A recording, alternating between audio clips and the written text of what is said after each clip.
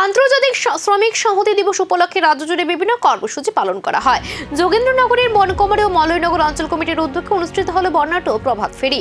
শ্রমিকদের অধিকার ও ঐক্যের বার্তা নিয়ে যোগেন্দ্রনগর শহর পরিক্রমা করে এক প্রভাত ফেরি। বনকুমারী ও মলয়নগর অঞ্চল কমিটির উদ্যোগে আয়োজিত এই মিছিলে অংশ নেন বহু শ্রমিক ও সংগঠনের কর্মীরা।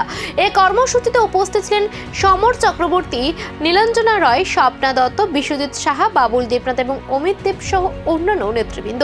মিছিল থেকে শ্রমিকদের ন্যায্য অধিকার, সামাজিক সুরক্ষা, ঐক্যের বার্তা তুলে ধরা হয়। বক্তারা বলেন, সংগঠিত আন্দোলনের মাধ্যমে শ্রমিকদের দাবি পূরণ সম্ভব।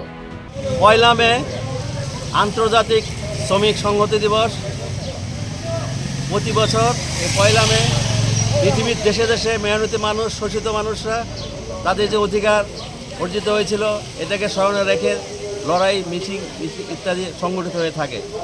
আমাদের এখানেও ত্রিপুরা রাজ্য এটা প্রতি বছর আমরা পালন করে থাকি। আজকে আমরা এখানে যোগনগর, বনকুমারী, মলয়নগর একসাথে আমরা এখানে মিছিল আমরা শুরু করছি। আজকের দিনে আমরা লক্ষ্য করছি যে এই যে 8 ঘন্টা কাজের দাবি, সেটা আক্রান্ত শ্রমকোটের মাধ্যমে কাজে এর বিরুদ্ধে গোটা দেশে লড়াই চলছে। এবারেরও মে দিবসে এটা আমাদের শ্রমিক সংহতির বার্তা ছড়িয়ে দিয়ে উৎসাহ উদ্দীপনার মধ্যে দিনটি উদযাপন করল অংশগ্রহণকারীরা।